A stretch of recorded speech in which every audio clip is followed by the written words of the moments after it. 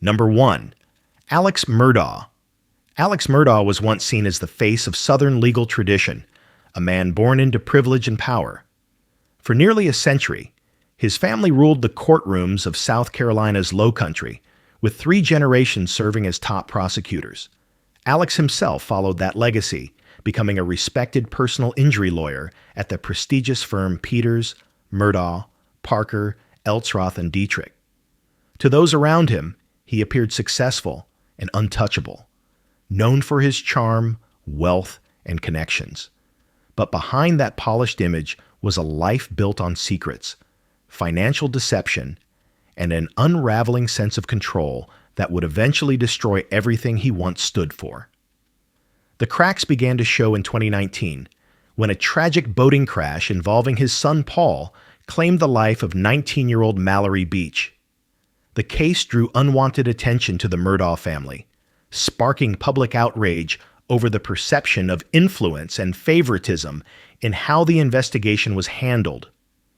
While Alex publicly supported his son, the family's reputation was crumbling.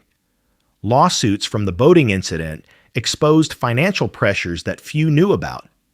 Investigators later discovered that Alex had been quietly stealing millions from his law firm and clients for years, creating a network of lies to sustain his lifestyle and cover debts. On June 7, 2021, everything changed.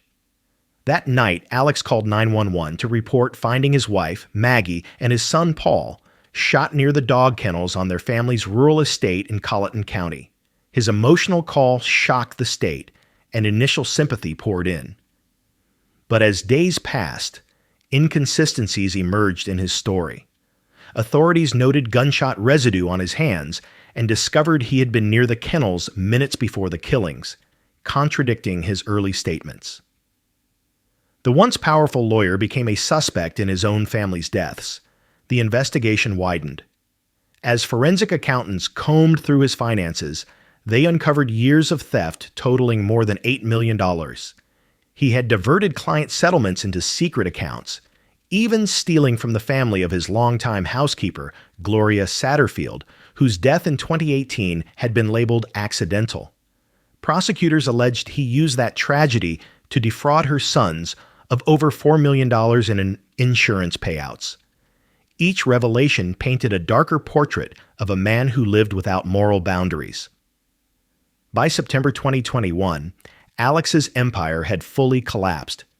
His law firm forced him to resign, and on September 14th, he staged what authorities described as a bizarre insurance fraud scheme, asking a former client to shoot him in the head so his surviving son, Buster, could collect a $10 million life insurance policy.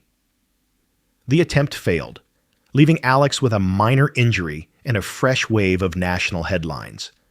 The fall of the Murdaugh dynasty was now complete. In July 2022, Alex Murdaugh was indicted for the killings of his wife and son. Prosecutors claimed that he carried out the shootings to gain sympathy and buy time as his financial crimes were unraveling. The evidence included cell phone data, forensic timelines, and video recorded by Paul moments before his death that captured Alex's voice at the scene, placing him there despite his denials. During the trial, which began in January 2023, the courtroom became a national spectacle. The defense argued that Alex loved his family and was being framed by sloppy police work, while prosecutors portrayed him as a manipulative figure willing to do anything to maintain his facade. Over 6 weeks, jurors heard testimony about financial lies, betrayals, and the culture of privilege that insulated Alex for decades. On March 2, 2023, after less than 3 hours of deliberation, the jury returned its verdict, guilty on all counts. The following day, Judge Clifton Newman sentenced Alex Murdaugh to 2 consecutive life sentences without the possibility of parole. As he stood before the court, the man who had once wielded immense power in that same judicial circuit now faced a life behind bars. He showed little emotion, offering only a brief denial of guilt. After the verdict, prosecutors continued pursuing dozens of additional financial charges, resulting in multiple guilty pleas in 2023 and 2024. In total, Alex admitted to stealing millions from his clients and associates, crimes that compounded his life sentence. He was formally disbarred and transferred to South Carolina's high-security McCormick Correctional Institution, where he remains today. His surviving son, Buster, has largely avoided public life, while the Murdaugh family estate, once a symbol of wealth and legacy, was sold off to pay debts and restitution.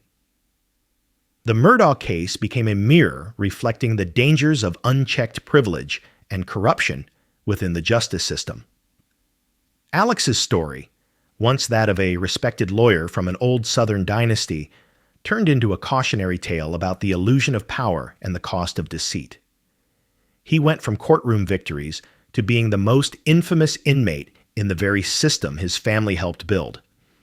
Even today, people still ask how a man born into such influence could fall so far, and whether the pursuit of wealth and control had consumed him long before that terrible night in June 2021.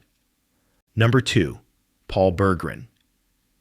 He was once one of the most respected defense lawyers in New Jersey, a man who seemed to thrive in the world of high-stakes criminal law. He had been both a federal prosecutor and a military lawyer before building a reputation as a fearless defender of the accused. In court, his confidence bordered on arrogance, and his list of clients included drug traffickers, gang members, and celebrities. But behind his sharp suits and polished speeches, Bergrin was quietly crossing a line that few attorneys ever dare to approach. Over time, he went from defending criminals to working alongside them, transforming his law office into the heart of a sprawling criminal enterprise. Born in 1956, Bergrin's legal career began with promise. He served as a prosecutor for the U.S. Attorney's Office in Newark, where he earned a reputation for being relentless and precise. His move into private practice made him one of the most recognizable figures in the state's criminal defense world. Reporters described him as intense, persuasive, and unafraid to take controversial cases. But as the years went by, success seemed to feed something darker. He wanted not only to win, but to dominate, and he began cutting ethical corners to stay at the top. The turning point came in 2003, when federal investigators uncovered a shocking claim. One of Bergrin's clients, a drug trafficker named William Baskerville, was accused of killing an informant.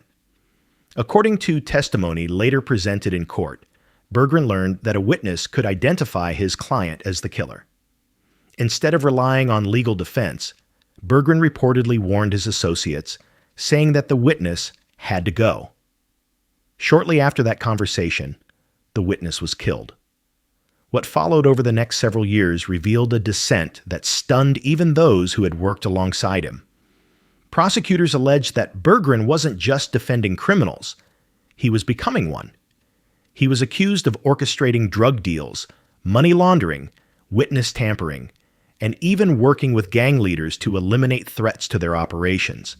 His law office, once a symbol of professional success, became what investigators later called a one-stop shop for criminal activity. The more investigators uncovered, the more disturbing the pattern became. They said Bergrin had used his insider knowledge of law enforcement and courtroom tactics to protect drug traffickers and intimidate witnesses. Federal agents wiretapped his calls, building a case that would take years to bring to trial. When the indictment was finally unsealed, it read more like the script of a crime drama than a legal filing. It charged Bergrin with racketeering, conspiracy to commit murder, cocaine distribution, and multiple counts of obstruction of justice. During his 2013 trial, prosecutors painted him as a man who had turned his law license into a weapon, using it to shield violent criminals and manipulate the justice system for his own gain. They called him a Pablo Escobar of the legal world, claiming he had merged the roles of attorney and crime boss into one. Bergrin, however, maintained his innocence. He chose to represent himself, arguing passionately that the government's witnesses were lying to save themselves. His defense was dramatic, part legal argument, part performance, but it couldn't outweigh the mountain of evidence presented against him. Jurors heard testimony from former clients, wiretap recordings, and law enforcement officers who detailed how Bergrin had built relationships with gangs like the Bloods and had used his influence to protect their operations. After weeks of deliberation, the jury returned a verdict that ended his career forever. In March 2013, Paul Bergrin was found guilty on all counts, including racketeering, drug trafficking, and conspiracy to commit murder. Later that year, a federal judge sentenced him to life in prison without the possibility of parole. At his sentencing, prosecutors described him as one of the most dangerous lawyers in America, a man who had betrayed not only his clients, but the entire foundation of justice itself. Even in prison, Bergrin maintained his defiance. He filed appeals, insisting he had been framed by unreliable witnesses and overzealous prosecutors. None succeeded. Today, he remains incarcerated at a high-security federal prison, serving out a life sentence that once would have been unimaginable for someone who had stood on both sides of the law. The fall of Paul Bergrin stands as one of the most dramatic downfalls in modern American legal history. He began as a prosecutor sworn to uphold justice and ended as a criminal mastermind dismantled by the same system he once served. His story forces a simple but haunting question. When someone trained to protect the law uses that knowledge to break it, how much damage can one man truly cause? Number 3. Tom Girardi. Tom Girardi was once one of the most celebrated trial lawyers in America, a man whose name carried weight in every courtroom from Los Angeles to Washington. He built his fame on fighting for victims of powerful corporations and won landmark settlements worth hundreds of millions of dollars. His most famous case inspired the 2000 film Erin Brockovich, which told the story of how Girardi's firm helped residents of Hinckley, California, secure a massive payout from Pacific Gas and Electric for contaminating their water supply. For decades, Girardi was seen as a champion of justice, a lawyer who fought for the little guy and always won. But behind the image of success and generosity was a decades-long pattern of deception, embezzlement, and betrayal that would eventually unravel one of the most powerful legal empires in the country. Tom Girardi was born in 1939 and built his career on charisma and confidence. By the 1990s, he had become a household name among California's legal elite, running his firm, Girardi & Keys, from a high-rise office in Los Angeles. He lived a life of luxury, collecting expensive cars, art, and properties. He married reality television star Erika Jayne, whose appearance on The Real Housewives of Beverly Hills made the Girardi name a fixture in pop culture. To the public, they were a glamorous power couple. But as later investigations revealed, that glamorous life was being funded by money that didn't belong to him. For years, Girardi had been quietly stealing from his own clients, people who trusted him with their life-changing settlements. These weren't wealthy investors or corporations. Many were ordinary people whose lives had been devastated by accidents, disasters, or corporate negligence. Prosecutors later found that Girardi and his firm had embezzled millions of dollars meant for victims, families, and widows. Among the most shocking examples were survivors and families of the 2018 Lion Air crash in Indonesia, who had won settlements through Girardi's firm. Instead of giving them their money, prosecutors said Girardi kept it for himself, using it to pay for luxury expenses and to maintain his failing firm's image of success. What made the scandal even more disturbing was how long it went unnoticed. Girardi had built such influence in California's legal world that few dared to question him. He had friends in politics, judges, and the entertainment industry. His charm and connections made him nearly untouchable. But by the late 2010s, the cracks were impossible to hide. Clients began speaking out, claiming they hadn't received the money they were promised. Journalists and legal investigators started digging, uncovering a complex web of unpaid debts, misused client funds, and internal firm chaos. In December 2020, Girardi's empire finally collapsed. His creditors forced his law firm into bankruptcy, and multiple lawsuits revealed that tens of millions of dollars were missing. In early 2021, he was placed under conservatorship after being diagnosed with Alzheimer's disease, which raised questions about his ability to stand trial. But prosecutors pressed forward, arguing that his cognitive issues did not erase the decades of financial harm he had caused. In February 2023, federal prosecutors charged Tom Girardi with 5 counts of wire fraud, accusing him of stealing more than $15 million from his clients. The indictment described a man who had spent years lying to the very people he had sworn to protect, manipulating trust to maintain a lavish lifestyle and keep his crumbling firm afloat. His longtime chief financial officer, Christopher Cohen, was also charged as a co-conspirator. The case revealed that Girardi had even used settlement money to pay personal credit cards, private jet flights, and luxury properties, all while his clients, some grieving the loss of loved ones, waited for funds that would never arrive. During court proceedings, prosecutors emphasized the emotional damage his actions caused.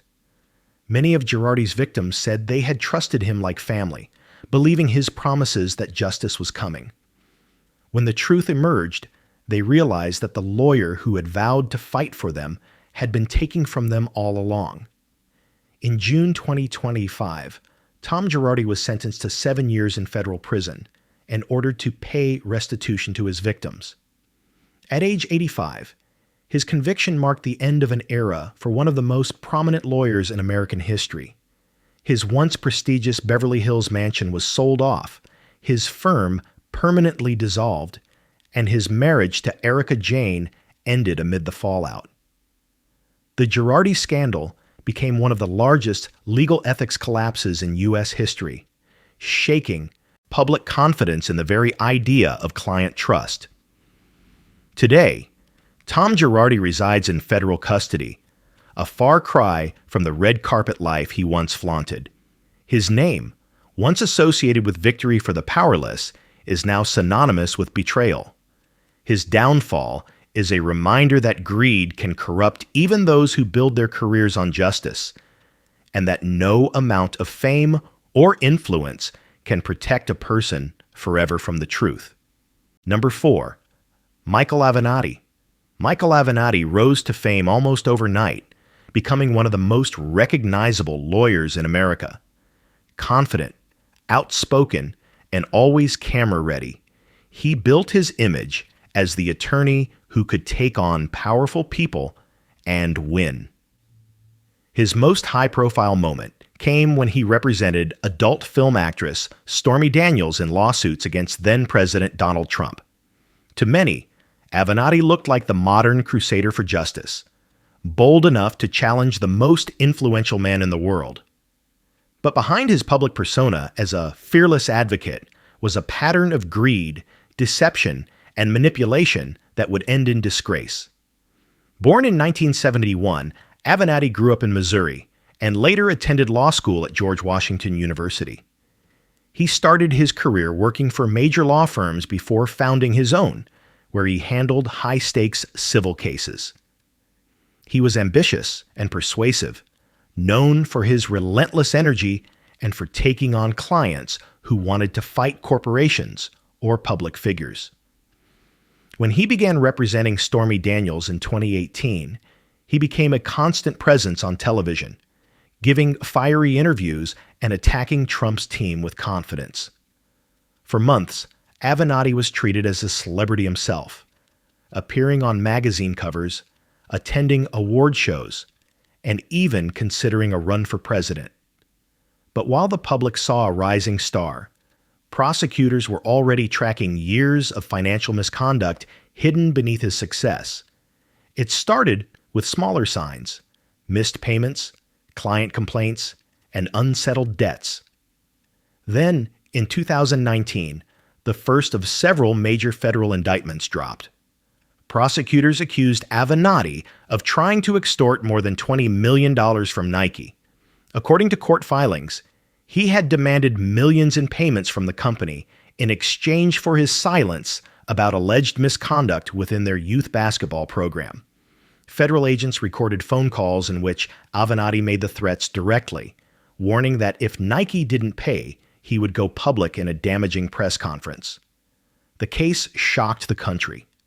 Within hours of his arrest, the man who had been known for exposing others' wrongdoing was facing national headlines of his own. But that was only the beginning. In a separate federal case, investigators found that Avenatti had been stealing large portions of settlement money owed to his own clients. One of his victims was a paraplegic man who had won a multi-million-dollar settlement that Avenatti promised to manage. Instead of delivering the funds, Avenatti quietly transferred the money to accounts he controlled, using it to pay personal expenses, luxury items, and debts for his struggling law firm.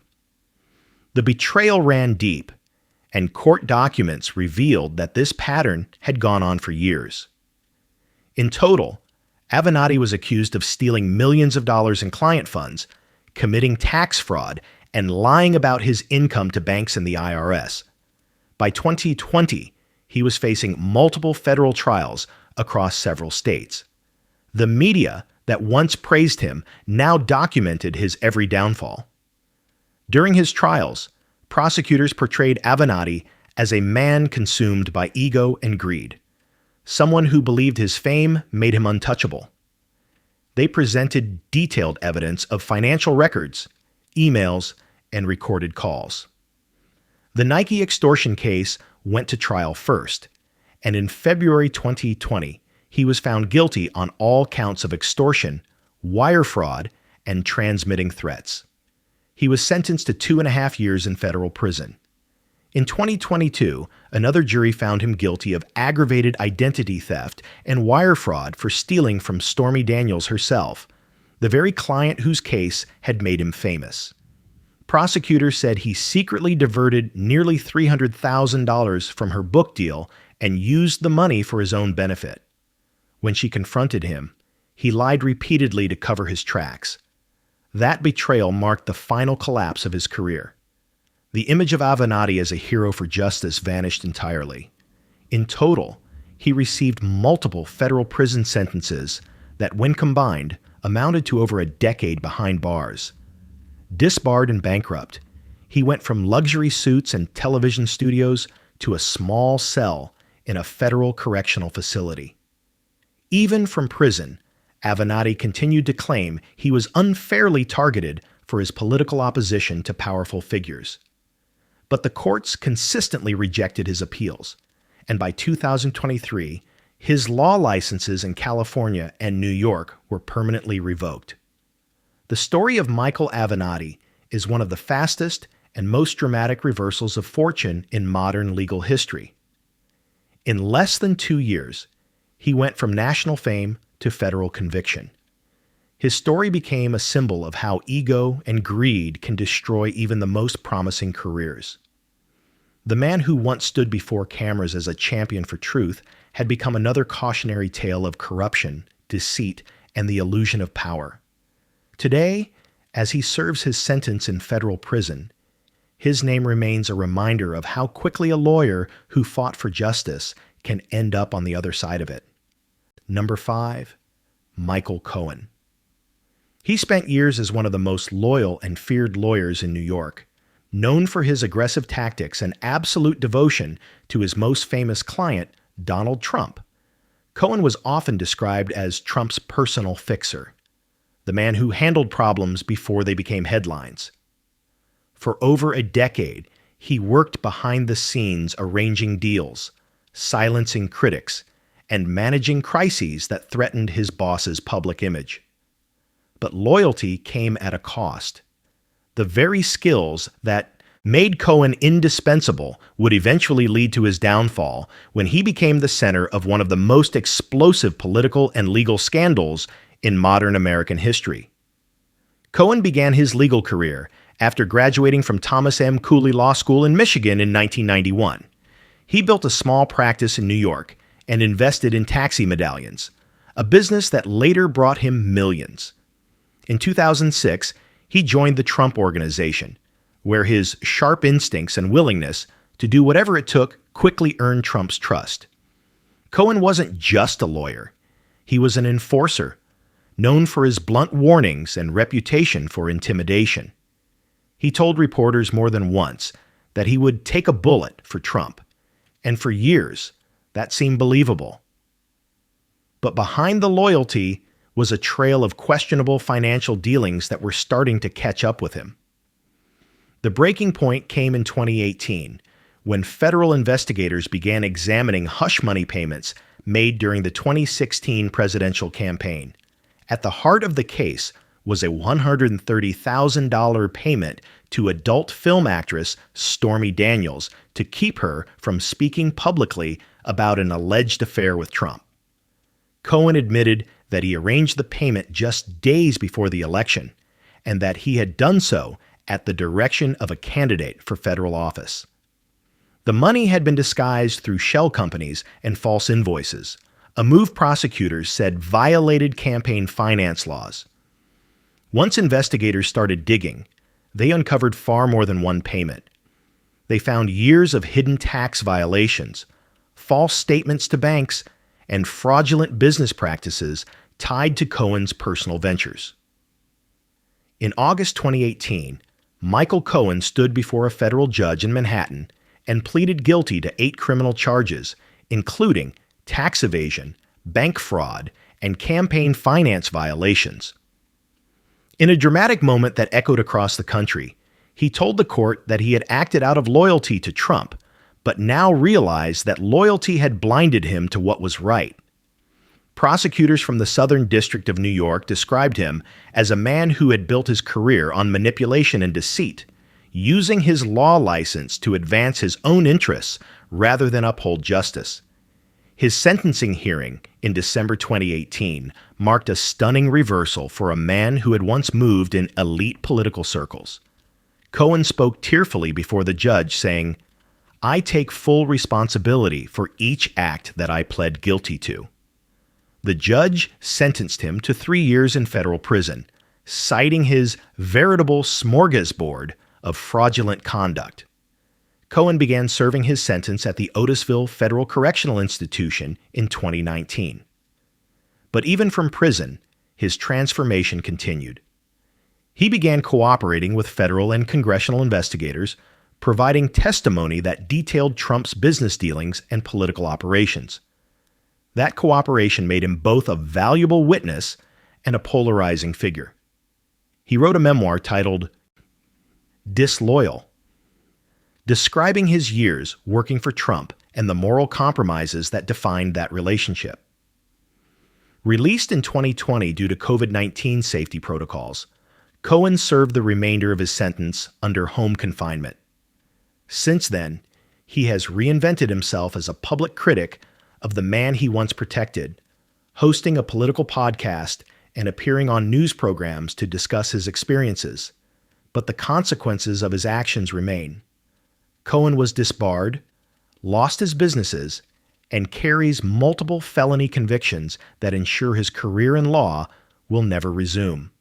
His story is one of ambition gone too far.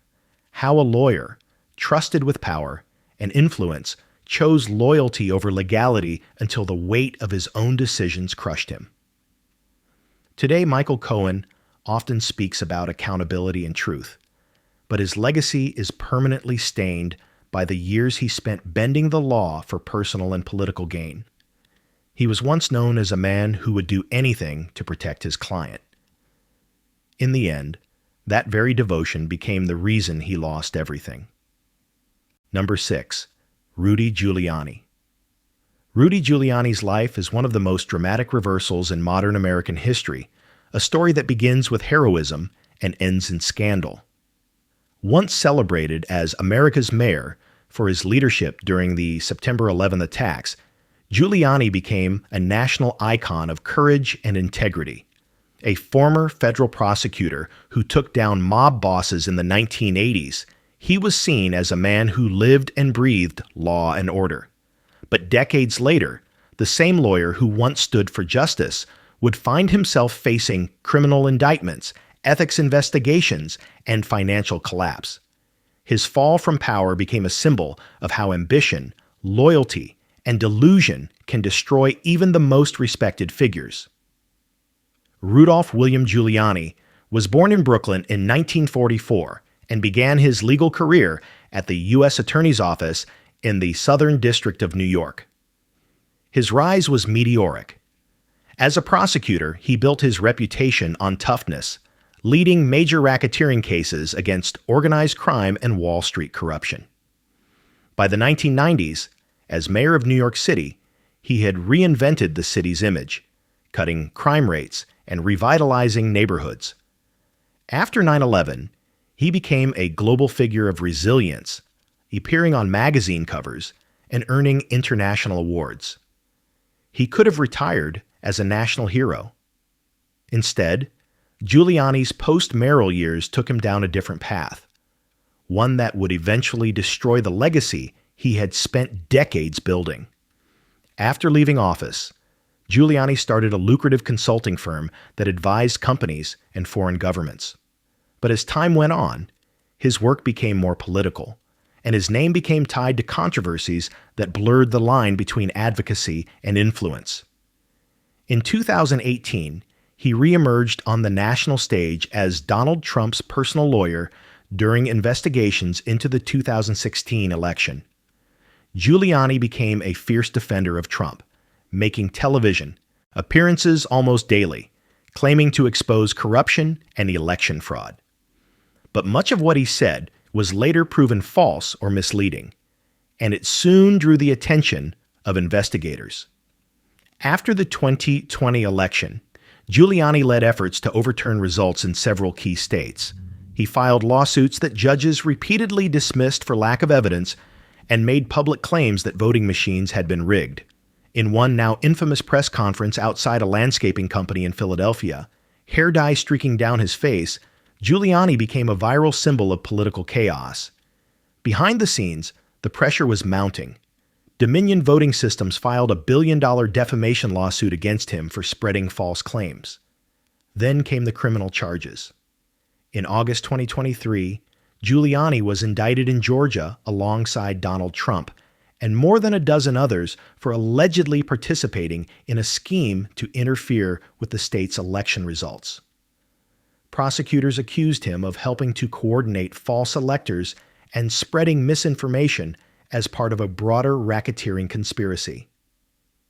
Giuliani turned himself into authorities in Fulton County and was booked, marking a stunning image, the former top federal prosecutor now standing on the other side of the law. He pleaded not guilty and has continued to deny wrongdoing. Meanwhile, Giuliani's legal and financial troubles kept piling up. His law license was suspended in both New York and Washington, D.C., after disciplinary boards concluded he had made false and misleading statements in court. He faced disbarment proceedings and multiple civil suits that drained his finances. By 2024, reports surfaced that he was struggling to pay his legal bills and had even listed his Manhattan apartment for sale. Friends and colleagues who once praised his brilliance now spoke about his downfall with disbelief. The man who had built a career on prosecuting corruption was now accused of engaging in it. Even longtime allies began to distance themselves. In court filings, Giuliani's defense argued that he was acting in good faith as a lawyer representing his client and that political motivations were driving the cases against him. But public opinion had shifted. His television appearances, once commanding and respected, had turned into spectacles of denial and defiance. In 2024, a federal jury ordered him to pay nearly $150 million in damages to two Georgia election workers he had falsely accused of wrongdoing. It was a devastating judgment that pushed him closer to bankruptcy. As of 2025, Giuliani faces ongoing criminal and disciplinary proceedings while continuing to proclaim his innocence. Once admired as one of the toughest prosecutors in American history, he now stands as one of its most infamous defendants. His journey from mob-busting lawyer to indicted attorney is almost Shakespearean. A man who conquered crime but couldn't control his own ambition. The story of Rudy Giuliani is no longer about law and order. It's about what happens when power and conviction blind a person to reality. He went from enforcing justice to being judged by it. A tragic reminder that even the greatest reputations can collapse under the weight of their own contradictions. Number 7. Sidney Powell. She once stood at the top of her profession, respected as a sharp-minded former federal prosecutor and author who built her career on exposing misconduct within the justice system. She was known for her fierce courtroom style and her reputation for fearlessly challenging government overreach. For decades, Powell cultivated an image of integrity and independence, a lawyer who fought for fairness and transparency. But in just a few short years, her name would become synonymous with one of the most controversial legal crusades in modern American history. Her rise to national prominence came not from the courtroom, but from the chaos following the 2020 U.S. presidential election, when she became a leading voice in efforts to overturn the certified results. What began as legal advocacy soon spiraled into conspiracy, criminal charges, and the unraveling of a once distinguished career.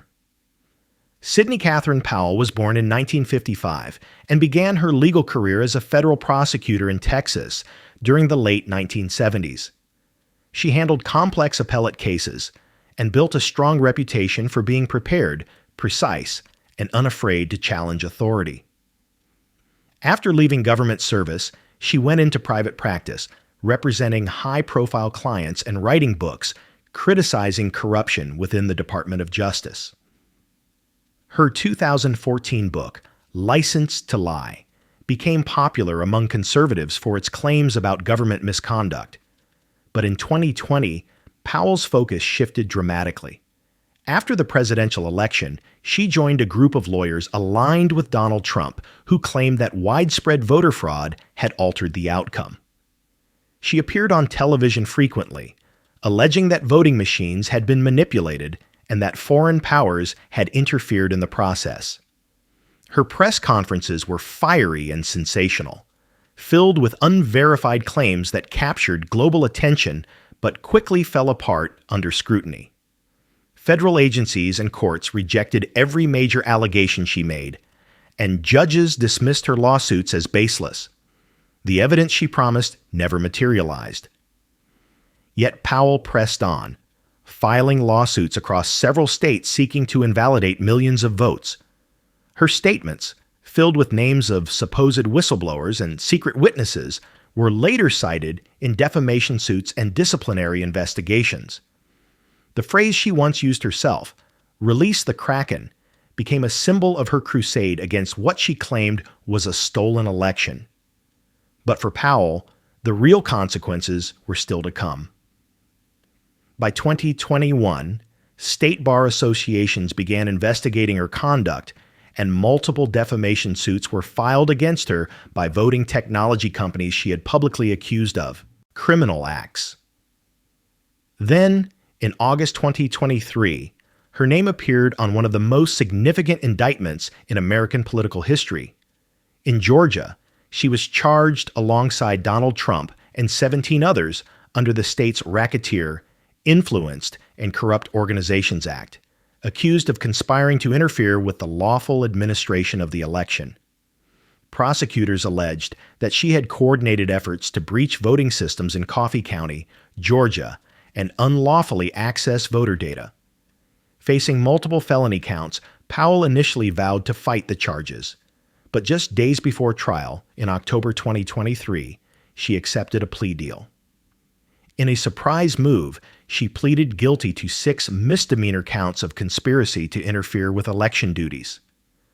Under the agreement, she admitted wrongdoing, agreed to pay fines and restitution, and promised to testify truthfully in future trials against her co-defendants. Her guilty plea marked a turning point, not only for her, but for the broader case surrounding the 2020 election aftermath. For a lawyer once hailed as brilliant, it was a stunning admission. Powell avoided prison time, receiving 6 years of probation, community service, and mandatory written apologies to the citizens of Georgia. Still, the damage to her reputation was irreversible. In the months that followed, Powell faced renewed disciplinary actions from state bars, and her future as a lawyer effectively ended. Her once loyal supporters began to distance themselves, and her name became a byword for reckless legal advocacy and misinformation. For someone who had built a career on demanding accountability from others, she now found herself held accountable by the system she once defended. Today, Sidney Powell lives largely out of the public eye.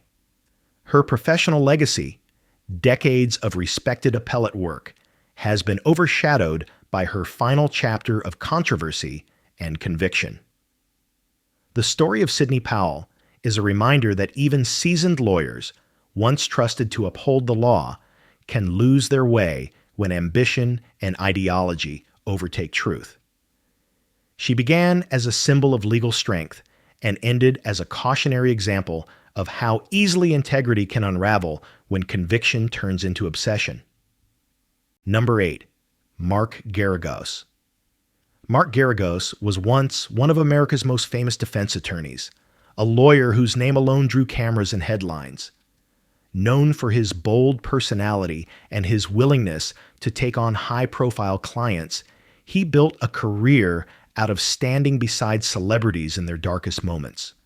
From Michael Jackson to Winona Ryder to Chris Brown, Geragos was the lawyer stars called when their reputations, and sometimes their freedom, were on the line. With his trademark confidence and media savvy, he became a television regular and a household name, often portrayed as the ultimate courtroom showman. But behind the fame and the flair, questions about his judgment and associations began to surface. Over time, Geragos's career would blur the line between legal defense and public controversy, leading to accusations that would shake even his powerful image. Born in Los Angeles in 1957, Mark Geragos followed in the footsteps of his father, who was also a defense attorney. After earning his law degree from Loyola Law School, he co-founded the firm Geragos and Geragos, where he quickly developed a reputation for fearless representation. In the 1990s and 2000s, he became known for taking on impossible cases, defending accused killers, disgraced celebrities, and politicians facing corruption charges. His courtroom theatrics and media presence made him both respected and criticized. To his supporters, he was a champion of due process. To his critics, he was an opportunist who thrived on chaos and attention. But for decades, that combination made him one of the most sought-after lawyers in California. Geragos reached peak national fame in the early 2000s when he represented Michael Jackson during allegations of misconduct and later defended Winona Ryder in her high-profile theft trial. He also took on controversial cases like that of Scott Peterson, who was convicted of killing his pregnant wife, Lassie.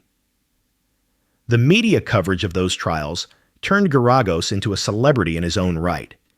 He became a fixture on news programs and talk shows, offering legal commentary and reinforcing his image as the lawyer who could handle any scandal. Yet his growing fame came with growing scrutiny. Over time, Geragos's willingness to represent controversial figures began to erode the perception that he stood for justice above all else. He developed relationships with clients who later faced serious criminal charges, and critics accused him of being more interested in publicity than ethics. Then, In 2019, his career took a serious hit when his name appeared in one of the biggest legal scandals of the decade, the Michael Avenatti extortion case. Federal prosecutors alleged that Avenatti had attempted to extort millions of dollars from Nike by threatening to publicly expose alleged wrongdoing unless the company paid him. According to the court documents, Avenatti had enlisted an unnamed co-conspirator described as a prominent attorney. That attorney was later confirmed by multiple outlets to be Mark Geragos. Although Geragos was never charged with a crime, the revelation stunned the legal world. The U.S. Attorney's Office in New York publicly identified him in connection with the case, and CNN, where Geragos had been a paid legal analyst, immediately terminated his contract. The fallout damaged his reputation overnight.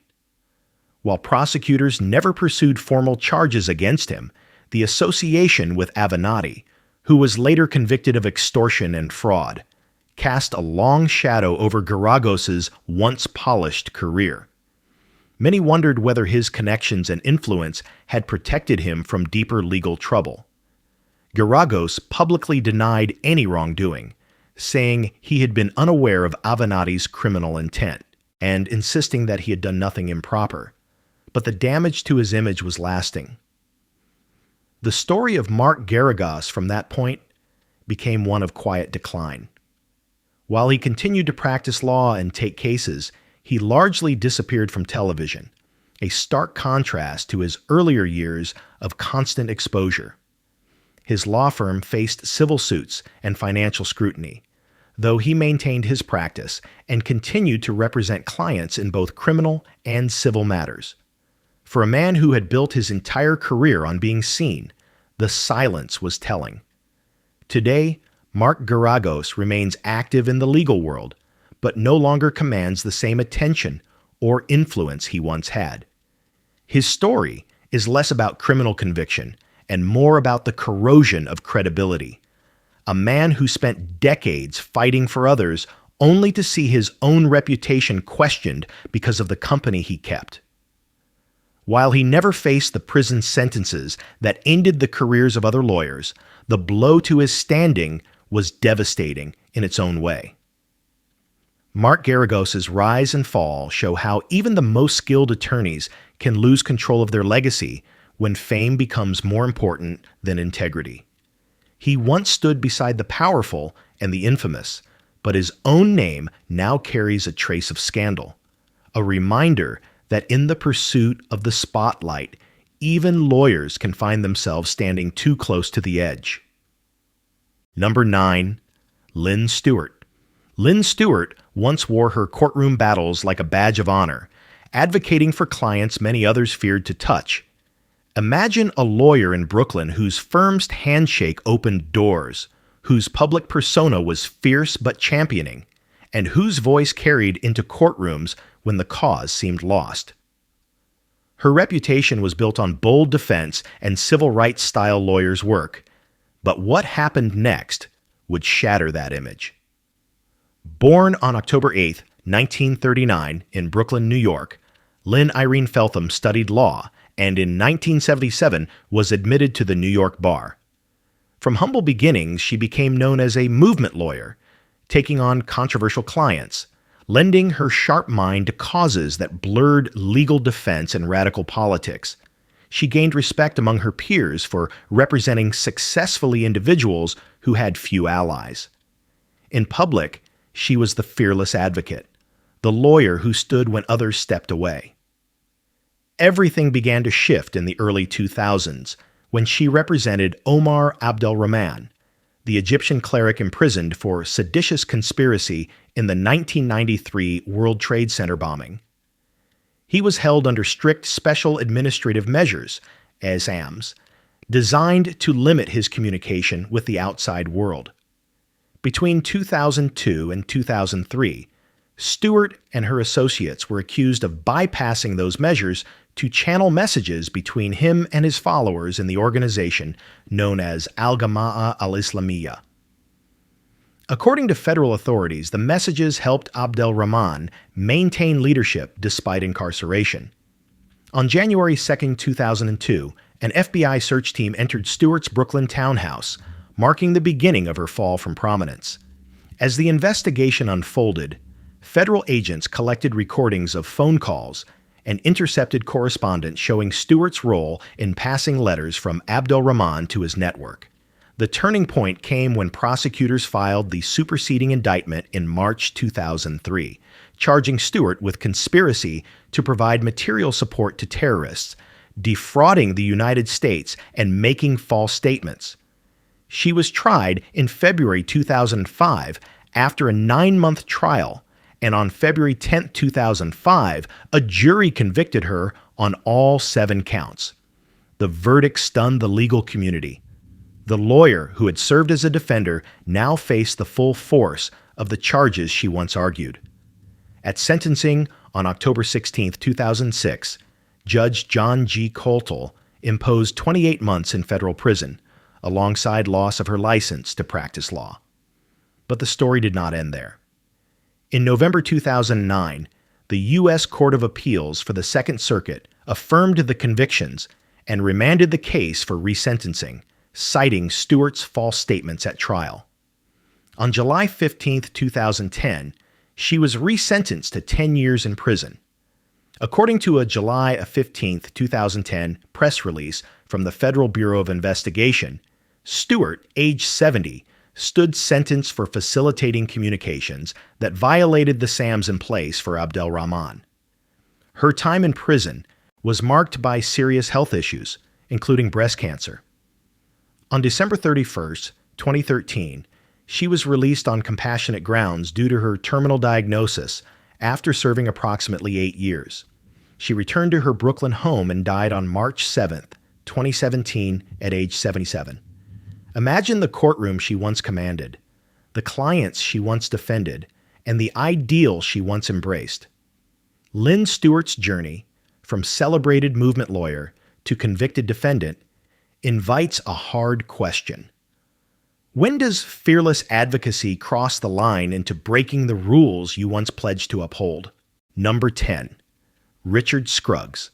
Richard Scruggs was once known as one of the most successful and influential trial lawyers in America. He built his reputation by taking on some of the most powerful corporations in history, winning billion-dollar settlements, and becoming a symbol of David beating Goliath in the courtroom.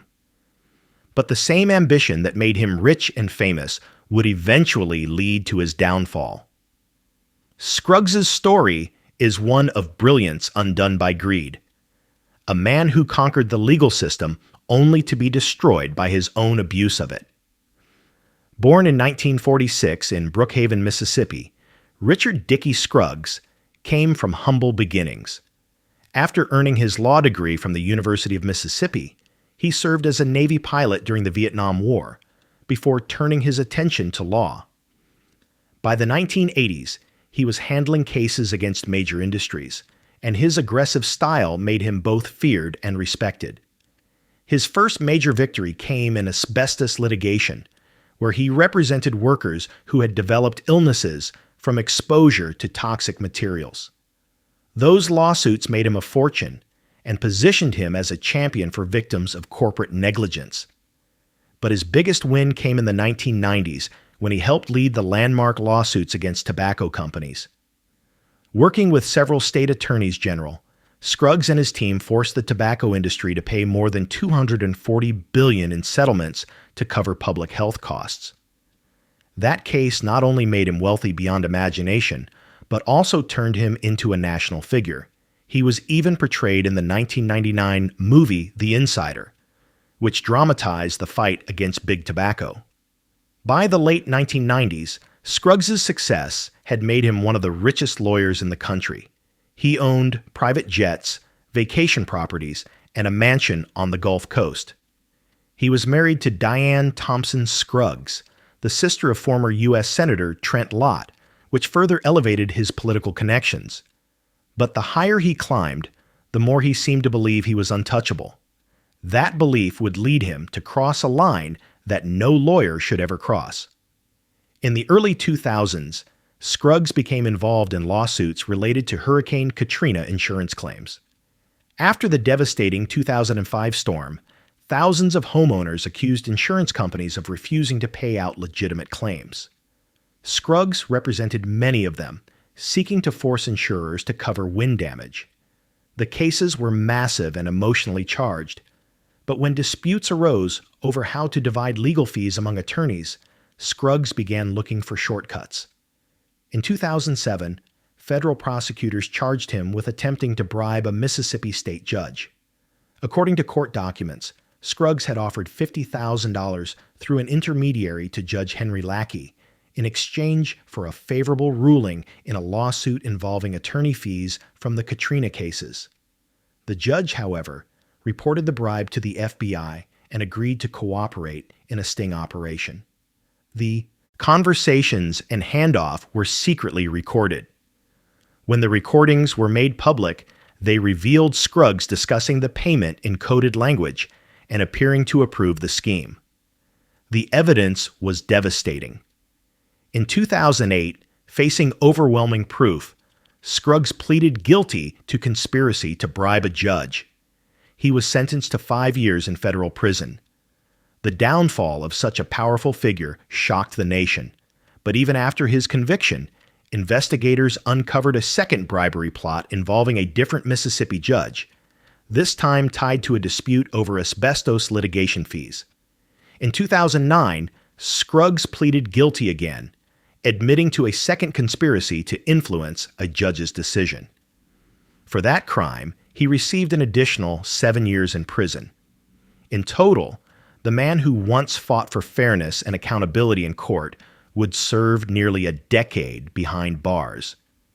While incarcerated, Scruggs reportedly focused on education programs for other inmates and spoke publicly about the choices that led to his downfall. In 2014, he was released early for good behavior, returning quietly to private life in Mississippi. Though he expressed remorse for his actions, the damage to his legacy was irreversible. The man who once stood for justice had become an emblem of corruption. Richard Scruggs's story carries a powerful irony. He had built his fortune by holding others accountable for wrongdoing, but ultimately failed to hold himself to the same standard.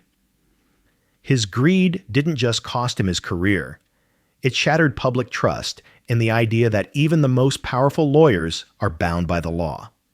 Today, he lives far from the spotlight, but his name remains a symbol of how easily power can corrupt and how even the architects of justice can fall victim to their own ambition.